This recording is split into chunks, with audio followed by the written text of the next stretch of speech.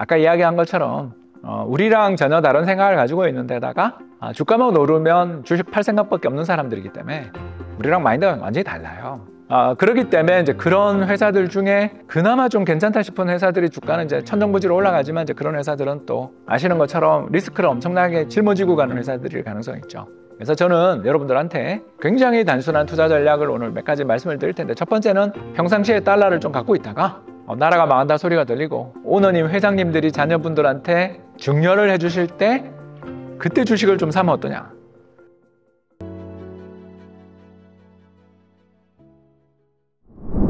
네, 안녕하세요.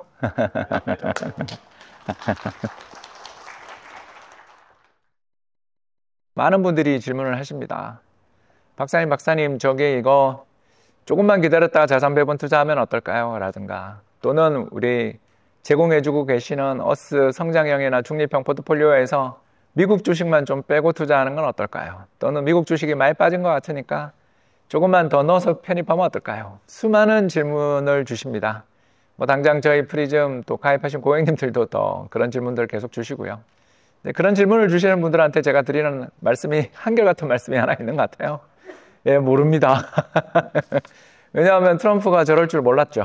사실은 1기 때 하도 난리를 쳐가지고 2기 지금 이제 당선된 다음에는 좀 잘할 줄 알았잖아요. 사실은 좀 사람이 순한 맛이 돼서 오지 않을까 그랬더니 더 매운맛이 돼서 왔다. 불닭볶음면이 돼서 왔다라는, 얼굴이 맨날 씻고 빨개져 있잖아요.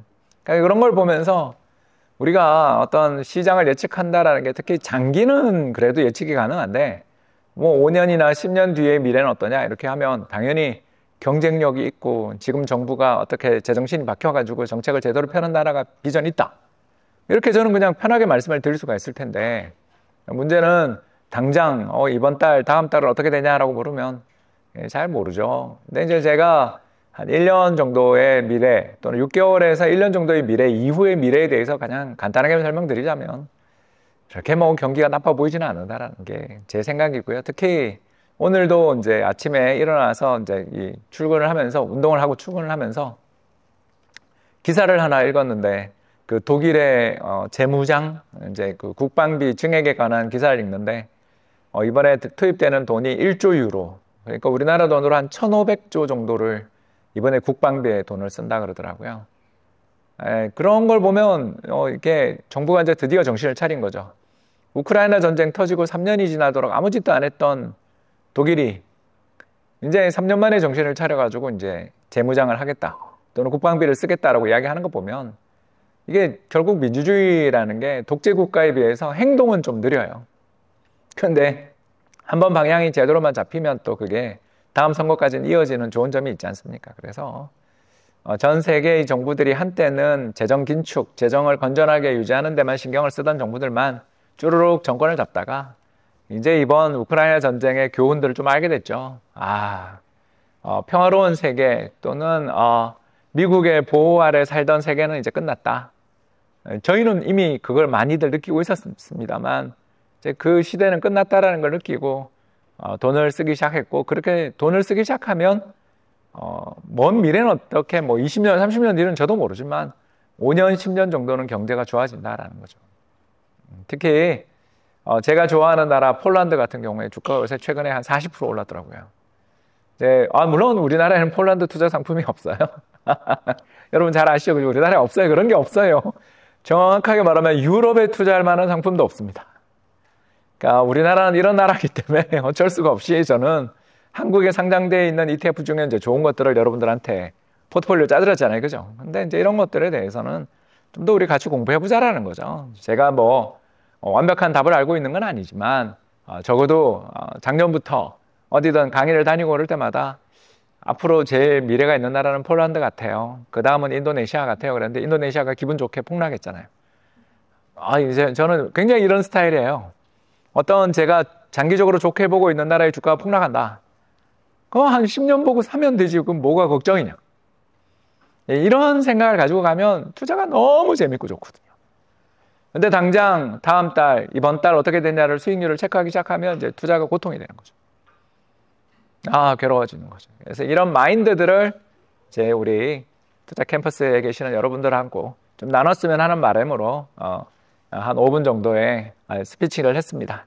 이제 대충 많은 분들이 오셨기 때문에 아직 그 약속하신 분들이 다 오진 않았어요. 다 오진 않았지만 토요일 아침 시간에 일찍 와서 이렇게 기다려주신 분들이 우선 아니겠습니까? 그죠? 그래서 이제부터 본격적으로 강의를 시작하도록 하겠습니다. 먼저 제목에도 나와 있는 것처럼 자산시장의 변동성이 너무너무 커요. 그래서 자산시장의 변동성이 이렇게 큰 상황에서 어떻게 하면 좀 덜 잃어버릴까에 대한 어떤 기초 강의, 그리고 제가 생각하는 우리 그 어스에서 나눠드리고 있는 포트폴리오를 정말 100% 따라하기는 너무 힘들어 하시는 분들도 계신 것 같아서 간단한 포트폴리오들까지도 이야기를 하면서 이렇게 하면 얼마나 돈을 모을 수 있는가에 대한 이야기들, 시뮬레이션까지도 한번 해보겠습니다. 자, 먼저 우리나라 경제는 뭐 이게 답이 없는 나라입니다. 왜냐하면 수출이 일단 경제에서 차지하는 비중이 너무나 큰 데다가 수출도 잘하는 데다가 우리나라 그 부모님들이 아이들 공부에 돈을 엄청나게 쓰고 있어요. 물론 이제 제일 잘하는 애들은 의대 간다 그러지만 대신 제가 얼마 전에 강남미녀라는 앱 있는 거 아시죠?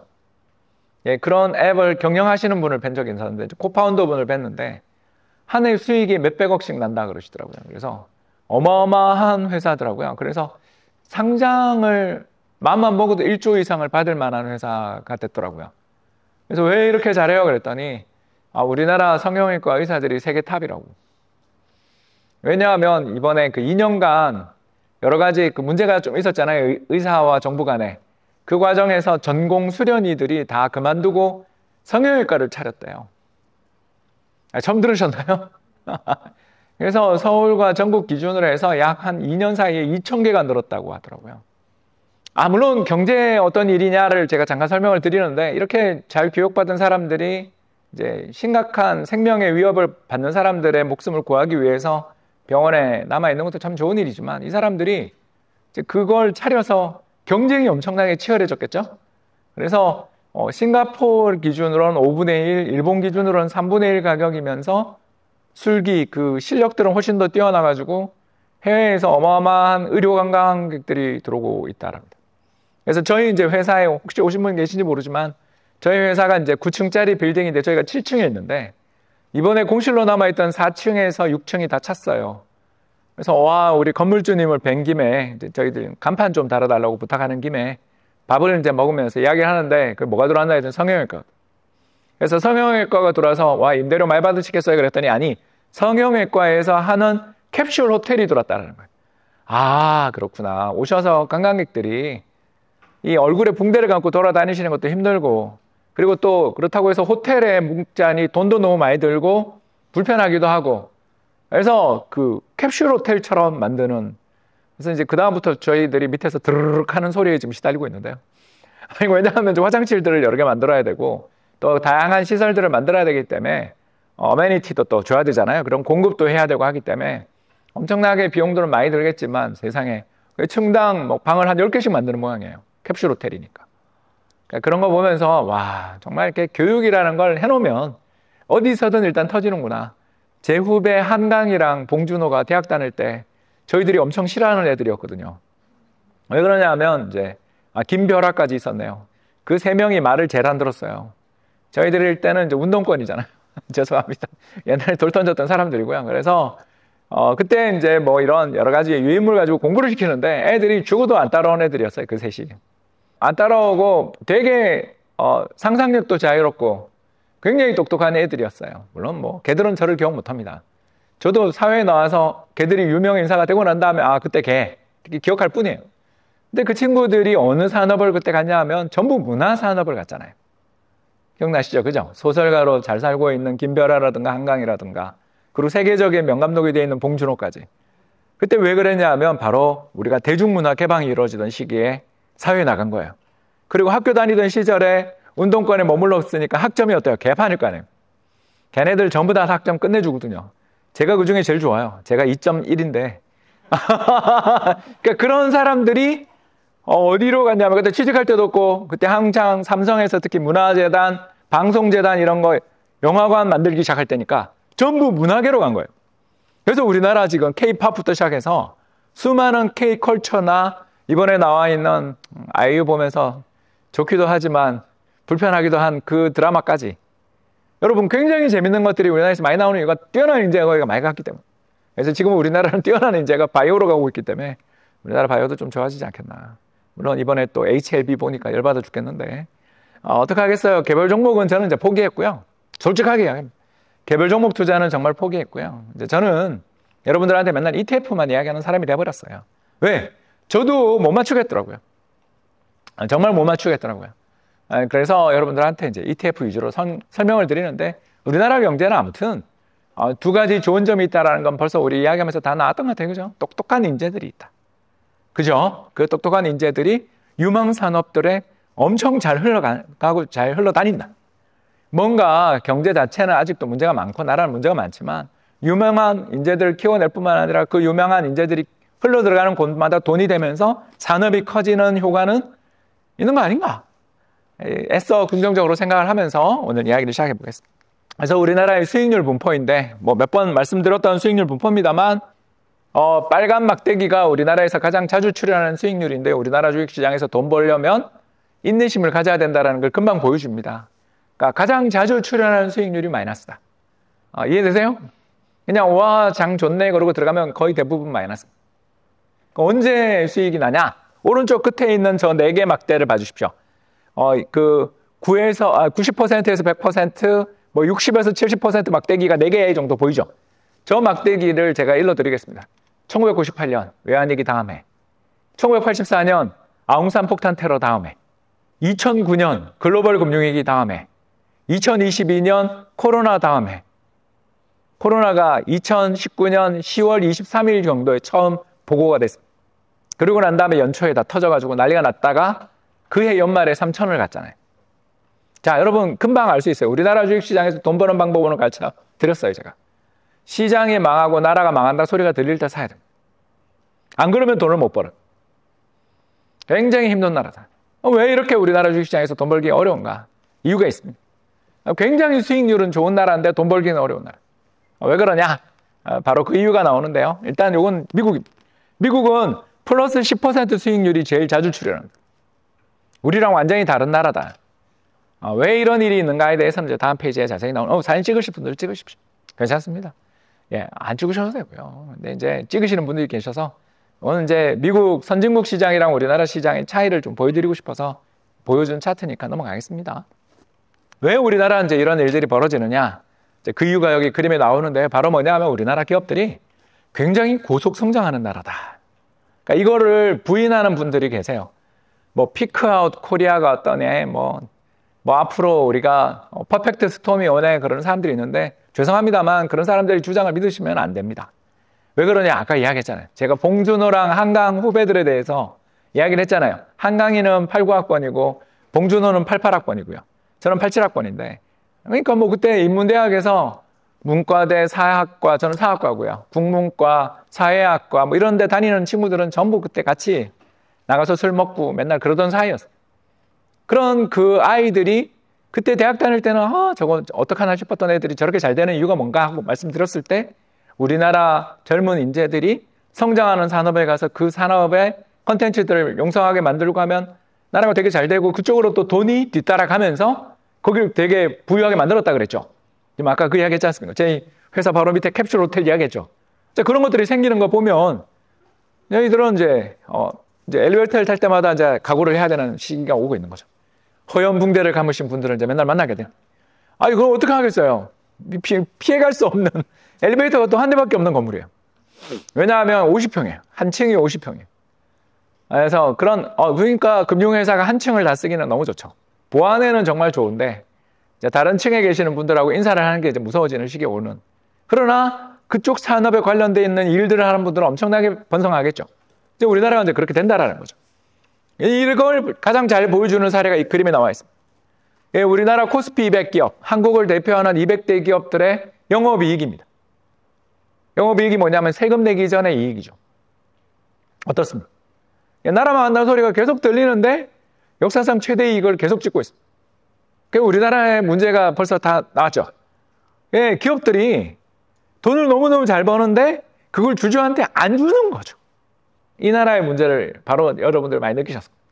저렇게 돈을 잘 벌었으면 주주들한테 돈을 풀고 보상을 해주면 될 텐데 어제 한화 에어로 땡땡땡 같이 3조 6천억이나 되는 우리나라 역사상 최대 규모의 증자를 발표했죠.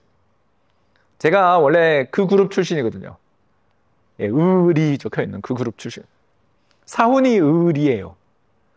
죄송합니다. 그 경상도라 을이. 아예 안 돼요, 발음이. 그래서 그냥 을이 하겠습니다. 그만큼 그 그룹이 어떤 그룹인지 저는 정말 잘 알거든요.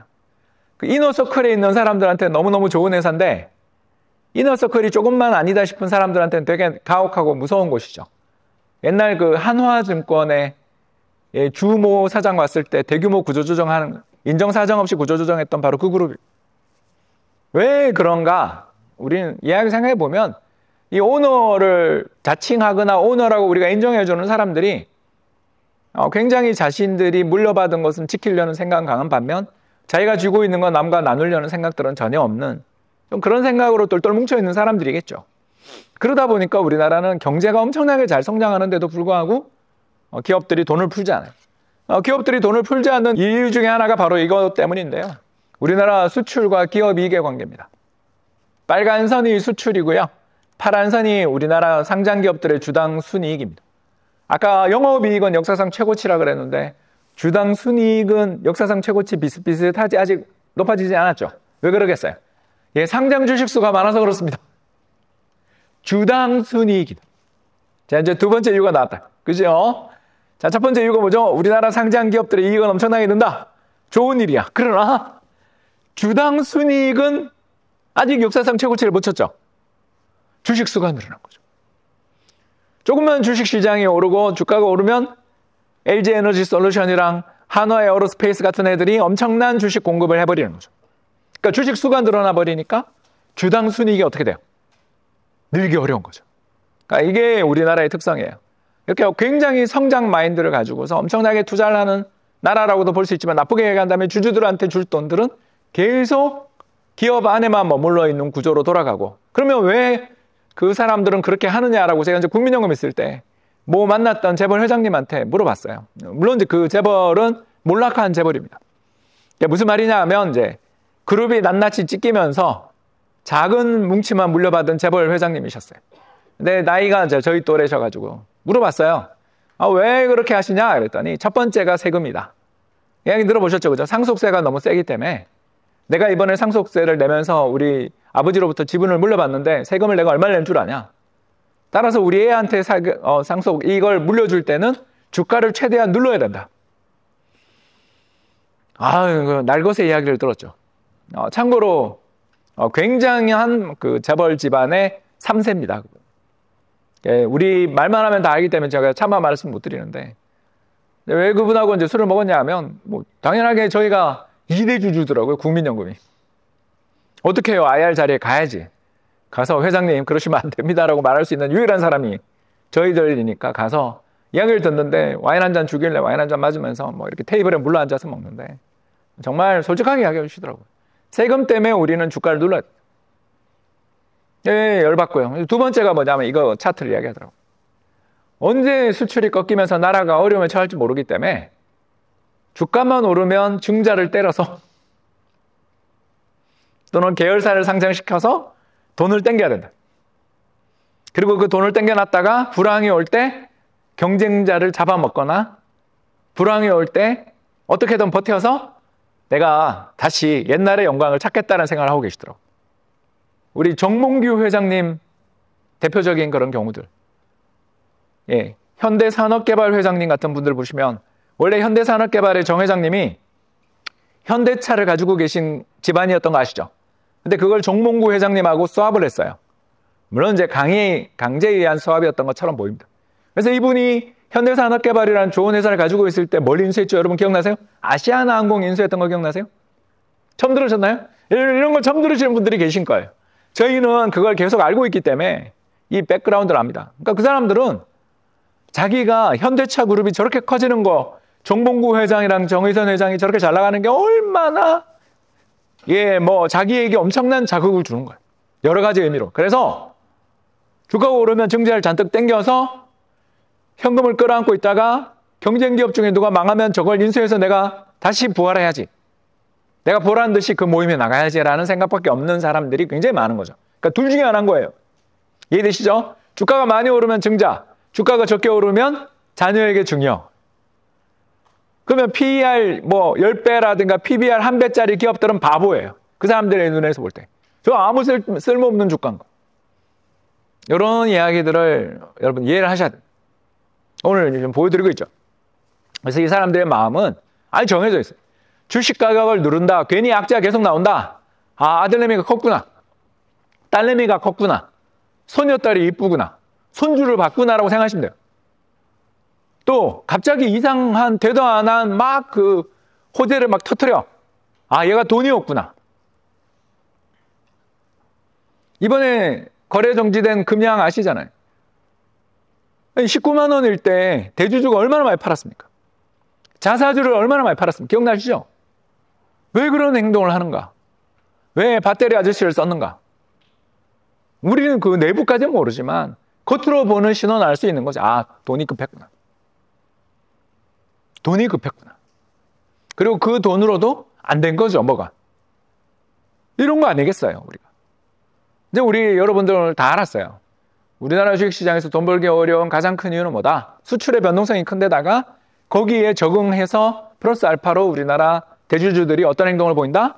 주가만 오르면 증자, 주가 빠지면 증여를 하는 시스템을 가지고 있어서 우리는 그 내부자의 마인드, 내부자의 정보를 모르는 동안에는 돈을 벌 방법이 없다.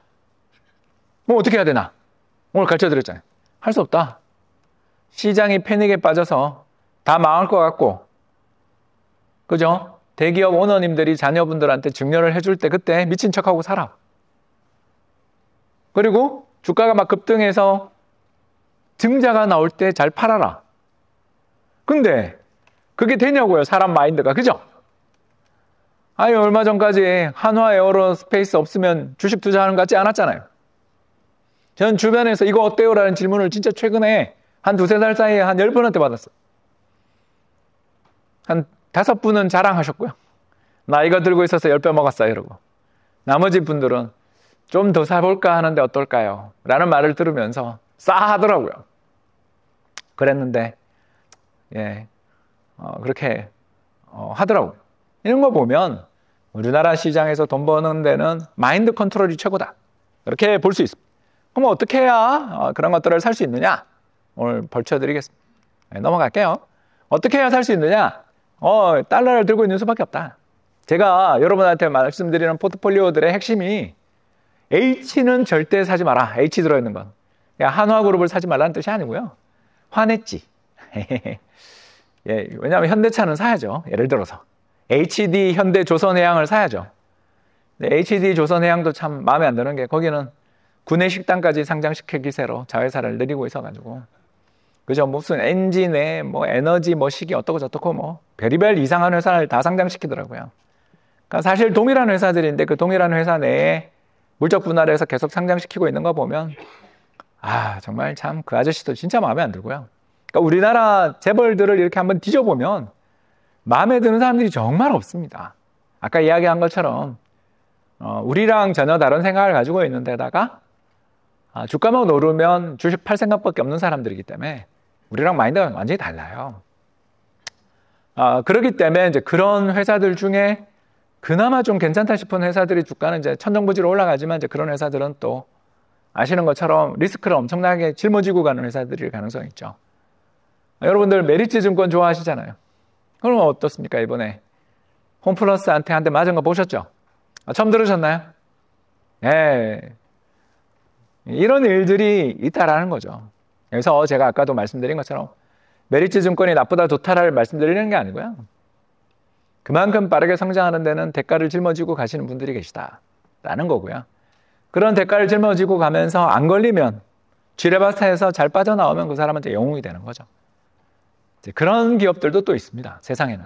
근데 이제 어떤 게 좋다 나쁘다를 말 못하겠고요. 그래서 저는 여러분들한테 굉장히 단순한 투자 전략을 오늘 몇 가지 말씀을 드릴 텐데, 첫 번째는 평상시에 달러를 좀 갖고 있다가, 그죠? 평상시에 달러를 좀 가지고 있다가 나라가 망한다 소리가 들리고 오너님, 회장님들이 자녀분들한테 증여를 해주실 때 그때 주식을 좀 사면 어떠냐? 정봉구 회장님이 정의선 씨한테 언제 주식을 증여를 많이 했는지 아세요? 2020년 코로나 때 증여를 하더라고요. 2월달, 3월달 주식 가격이 대폭락할 때, 그때 종합주가지수가 1400포인트까지 빠질 때 증여를 하시고 정의선 회장님이 받은 그 돈을 가지고서 기아차 주식을 막 사더라고요. 그래서 제가 샀죠. 그러면 뭔 돈으로 샀냐고요? 보유하고 있던 달러로 샀다. 그림이 나와 있잖아요. 파란 선은 우리나라 코스피고 빨간 선은 환율인데 환율이랑 주가는 반대로 움직여요. 왜 그럴까요? 외국인들이 우리나라 대주주라서 그렇죠. 외국인들 지분율이 한 30% 됩니다. 그리고 오너님들 지분은 잘 안 바뀌죠. 아까 이야기했던 특단적인 상황을 빼고는 오너들의 지분은 잘 안 바뀌니까 주식이 묶여있는 돈이 꽤 많습니다. 우리나라는.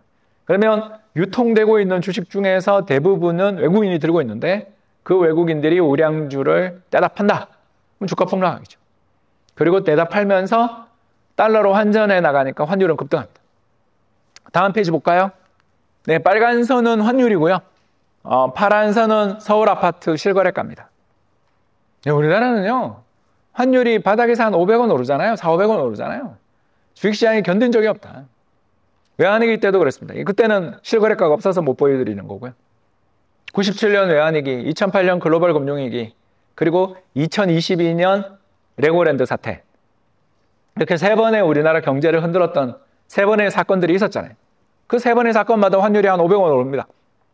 그러면 강남 아니라 어디라도 못 버틴. 압구정에서 급매물 나온다라는 거예요. 왜? 왜 그럴까요? 회장님도 망하시니까. 이번에 망한 그룹들 몇 개 보이죠? 그렇죠. 건설사 갖고 계시던 데들, MBK가 갖고 있었던 홈플러스 등등 수많은 그룹들이 환율 계속 올라가서 경제가 어려우면 결국 망합니다. 망하면 어떻게 돼요? 한남동에 집 가지고 있던 거, 반포에 집 가지고 있던 거, 압구정에 집 가지고 있던 것도 팔아야 되는 거죠. 무슨 말인지 이제 아시겠죠? 달러를 좀 보유하고 있다가 저때 회장님도 망했다. 나라가 망한다. 금융기관 망한다 소리가 들릴 때 집을 사면 되는 거죠. 근데 그게 만만치 않잖아요, 여러분? 쉽지 않잖아요? 그런 분들을 위해서 저희들이 전략을 좀 준비했습니다. 자, 여러분들한테 가장 먼저 추천해 드릴 전략을 오늘 말씀을 드리자면 이거는 집에 대해서 우리가 많은 관심들이 계십니다. 정부가 오죽하면 이번에 강남 3구에 용산까지 해서 토지거래 허가구역을 때렸겠습니다. 참고로 저희 집은 얼마 전에 토지거래 허가구역 풀리자마자 다시 두들겨 맞았습니다. 한 달 반짝하고 다시 시장이 얼어붙었는데요. 그냥 저는 아무 생각 없이 어제 아파트 상가를 걸어가는데 아파트 상가를 이렇게 쭉 걸어가고 있는데 거기 이제 맛있는 커피집, 스페셜티 커피를 파는 집이 하나 있어서 이제 저희 아파트 지하에 그냥 아주 낡은 상가 있습니다. 아주 낡은 상가 지하에 가서 스페셜티 커피를 하나 사서 올라오는데 금요일 오후에 그렇게 사람이 많은 걸 처음 봤어요. 왜? 부동산마다 사람이 드글드글 하는 거예요. 그냥 했더니 다음 주까지 집을 사면 토지거래 허가가 아니라며요. 난 어제 알았어요. 어제 정말 날이 좋았잖아요. 금요일 오후에. 저도 어제 모 금융기관 가서 이제 저희 회사 관련되어 있는 프레젠테이션 마치고 어제가 제 막둥이 또 생일이었어요. 그래가지고 이놈 줄 케이크도 살 겸 커피도 살 겸 해가지고 상가에 한 4, 5시쯤 갔는데 끝도 없이 상가에 그 모든 부동산의 문을 다 열고 부동산 문 연집들마다 사람이 없는 데가 없는 걸 처음 봤어요. 그런 거 보면서 야 정말 무섭다. 와 이것만 기다렸구나. 매수자들 입장에서 이게 갈아타시는 분들은 지금 완전히 망한 거잖아요. 아니 왜냐하면 팔고 사야 되는데 사고 팔잖아요 보통. 그러니까 이 잔금을 치러야 되시는 분들이 급매물 내놨다는 소문이 나니까 어제 그렇게 많이 오신 거예요. 그래서 저도 이제 커피 하나 들고서 케이크 하나 들고 올라가는데 저희 아파트 층으로 올라가는데 부동산 분들이랑 같이 타고 올라갔던 기억이. 이거 정말 재밌더라고요. 우리나라라는 게 사람들이 엄청나게 이걸 준비하고 계신다. 자, 그런데 문제가 하나 있죠. 비싸다. 그쵸? 첫 번째 문제가 있지 않습니까, 여러분? 부동산은 더럽게 비싸다. 두 번째 문제가 있죠. 내가 골랐던 아파트가 안 오르면 어떡하죠? 제가 서울에 샀던 첫 집이 그랬어요. 그러니까 서울에 살기 전에는 일산 살았어요. 일산에 국민평령에 조그맣게 살고 있다가 일산 집값이 이제 2007년, 8년에 어마어마하게 오르는 시기가 한번 있었습니다.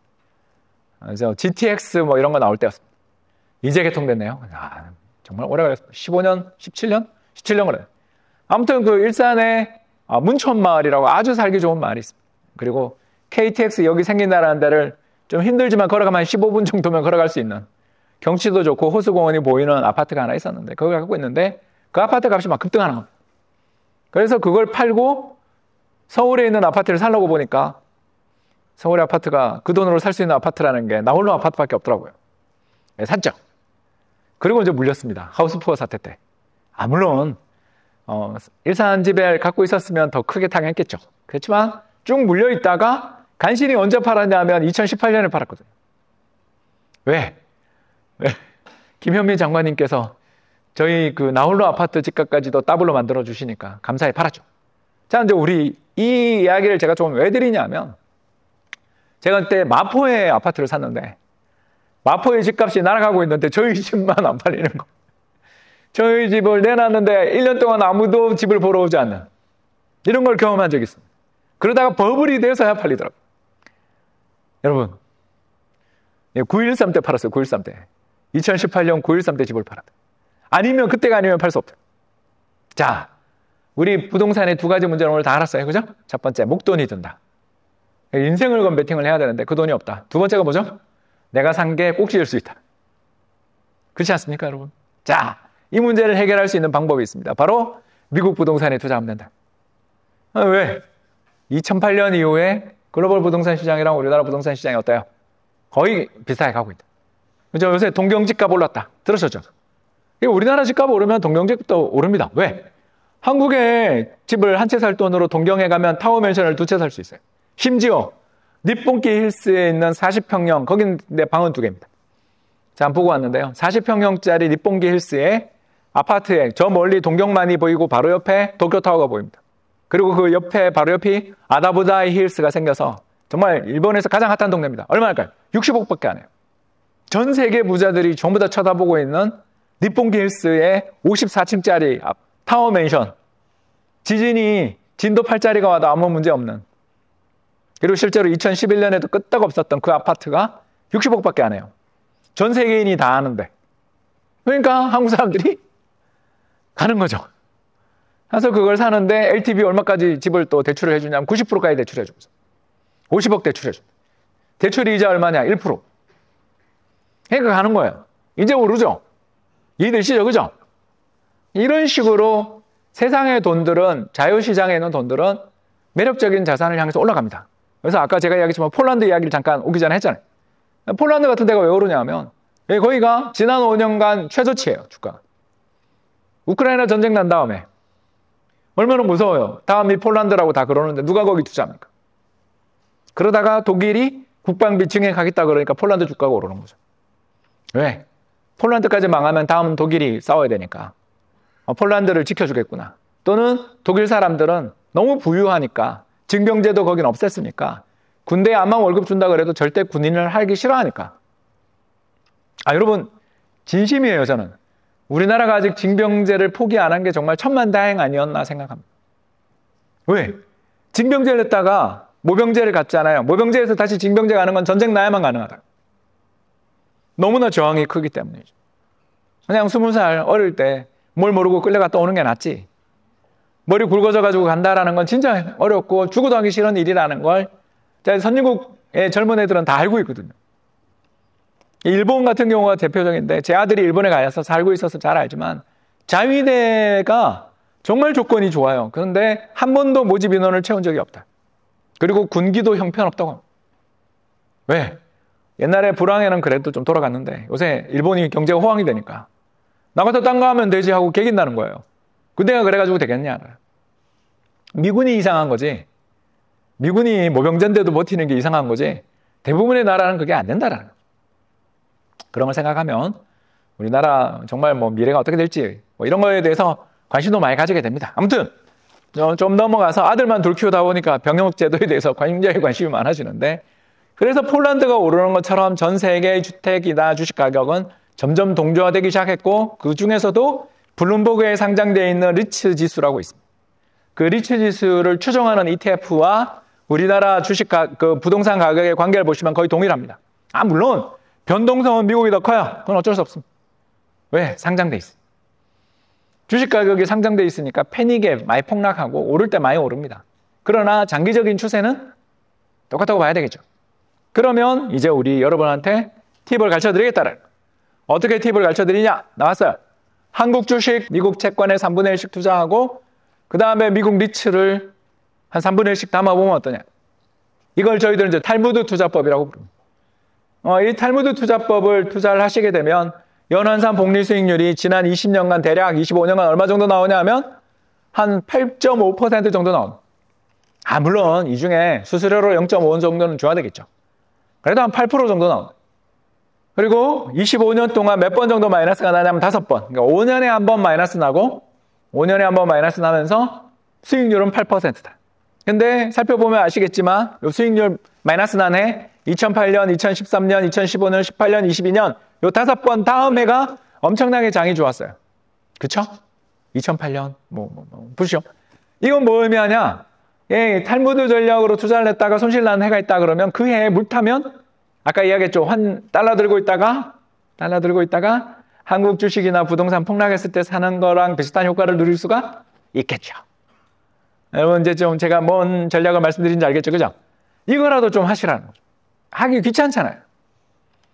우리 어스 중립형이든 성장형이든 정말 포트폴리오 좋은 거 알겠고 보니까 와 정말 미국 주식시장이 10몇 %가 빠지는데도 얘는 지금 우리가 1월 달에 투자를 정말 시작했다고 했을 때 아직도 플러스잖아.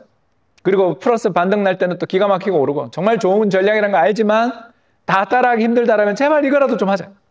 우리 맛은 봤으니까. 이거 정도만 하면 인생에 리스크하고 굉장히 많이 제거된다. 두 가지 리스크가 제거된다. 첫 번째, 한국 집값이 폭등한다고 내가 쫓겨가지고 마지막에 고점 잡을 리스크를 회피할 수 있다. 그죠?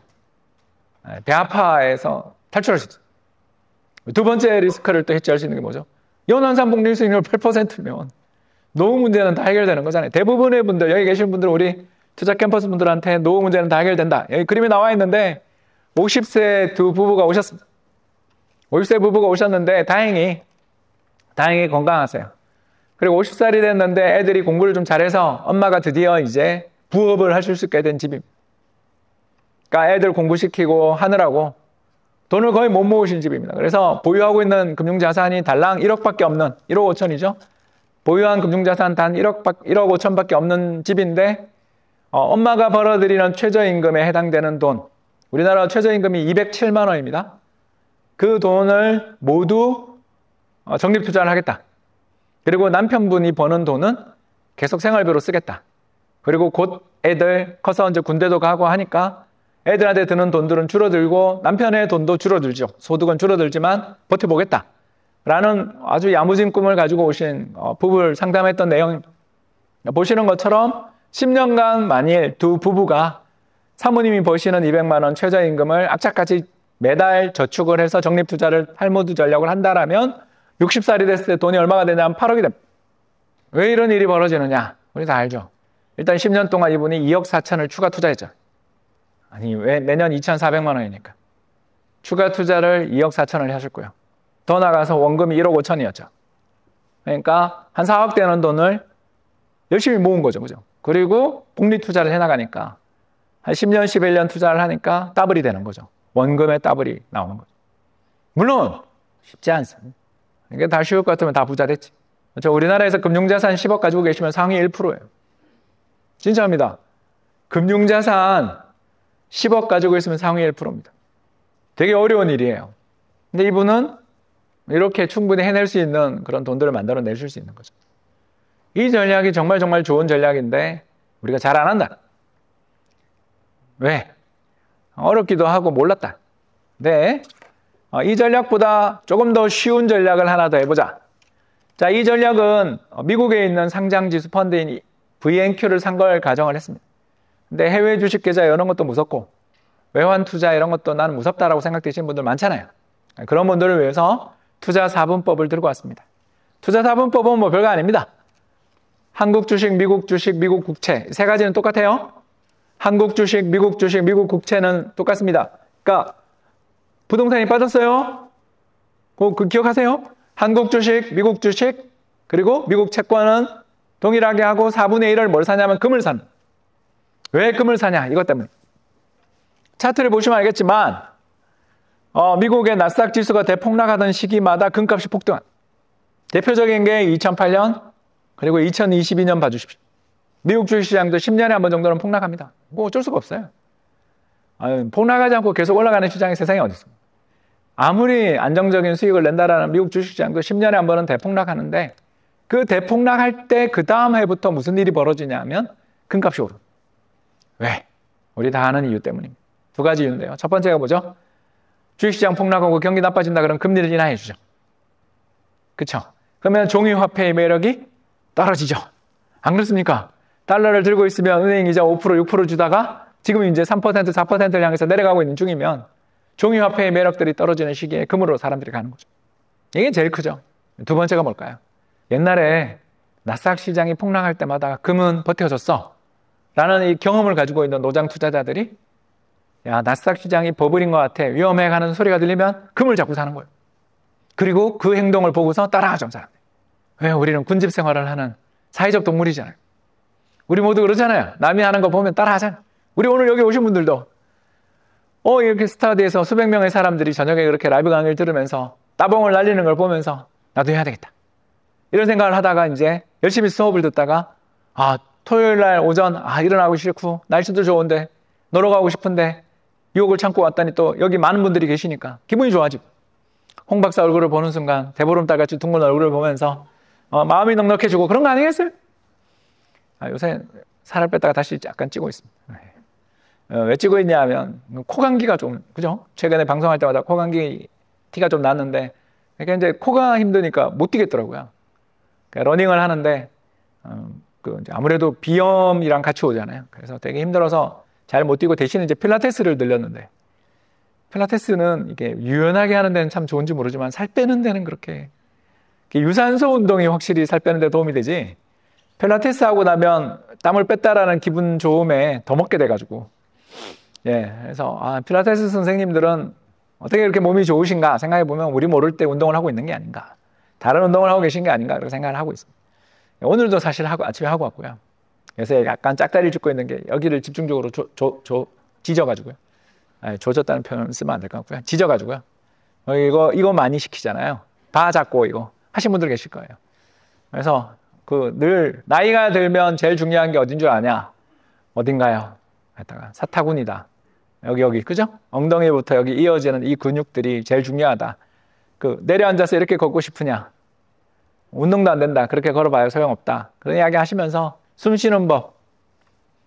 복식 호흡하면 안 된다는 이야기 우리 필라테스 하시면서 다 안 들으세요? 그래서 남자들은 배를 내고 이렇게 걷는데 그러면 안 된다. 그 근육들이 늘어지고 하면서 허리병이 생긴다. 맨날 그거 고쳐주신다 그러는데 강의하다 보면 또 이러고 있습니다. 자, 이야기를 조금 더 진행해서 이렇게 말씀을 드리자면 한국 주식, 미국 주식, 미국 국채 그리고 금에 4분의 1 정도 투자를 하게 되면 연환상 복리 수익률이 8.7. 그러니까 아까보다 더 높죠. 물론 근데 이제 금은 매매 비용이 조금 더 있으니까 역시 여기도 매매 비용 한 0.5에서 0.7은 잡아야 되니까 수익률은 비슷하다. 그런데 그림에 나와 있는 것처럼 2002년, 2004년, 2013년, 2018년, 2022년 5번의 마이너스가 있는데 그 마이너스 때 손실률이 아까 부동산보다는 좀 덜하다. 이런 게 이제 장점이 되겠죠. 네, 위험 없이 투자한다라는 이야기를 하시는 분들이 계실 텐데 그런 분들은 저는 사기라고 생각합니다. 왜? 그렇게 좋은 투자 방법이 있으면 알아서 지가 해서 부자가 되면 되지. 왜 우리한테 가르쳐주냐고요. 그럴 필요가 없죠.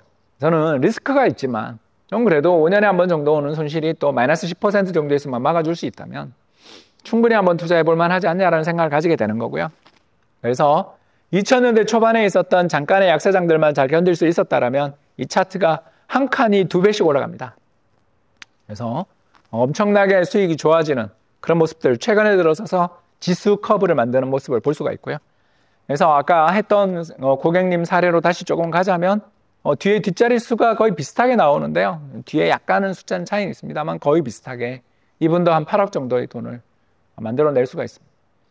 왜 이런 차이가 나냐라고 이제 수익률의 차이에도 불구하고 이런 차이가 나냐면요. 저희가 이제 백테스트를 통해서 이 데이터를 만들어주기 때문에 투자하던 초기에 손실이 있었던 것 때문에 올라가는 속도가 뒤에 가서 커지긴 했습니다만 완전히 그 복리 성과를 누리지 못한 걸 보여주고 있습니다. 2000년에 시작했다라고 이제 가정을 하는 거죠. 근데 아무튼 어떤 전략을 쓰더라도 꾸준히만 하시면 두 분이서 열심히 원금 1억에서 1억 5천 정도를 가지고 월 200 정도 적립 투자를 해나가면 대부분 어떤 전략을 쓰더라도 한 8억 그리고 15년 하면 제가 생각했을 때는 13억, 12억도 꿈의 숫자는 아닌 것 같다. 그리고 운만 따르면 15억도 가능한. 그리고 저희 어스 포트폴리오를 따른다면 수익률이 더 높겠죠? 느끼셨지 않습니까? 이 약세장, 이 힘든 장에서도 돈을 정말 잘 벌어준다라는 것들을 여러분들 많이 느끼셨습니다. 그래서 오늘 서두에 이야기했던 걸로 다시 좀 돌아가겠습니다. 우리나라에서 개별 종목에 또는 알트코인에 뭐 어디 투자해서 내가 승부를 보겠다 할 수 있죠. 근데 그거는 우리 인생에 상관없는 돈을 좀 넣는 게 어떠냐. 저는 개인적으로 한 1%, 2%. 제가 이야기했죠, 몇 번. TQQQ 갖고 있습니다. 저희 자산에서 차지하는 비중 1%. 그거 가지고 있다가 작년에 한 100불 가더라고요. 90 몇 불까지 가더라고요. 열심히 팔았죠.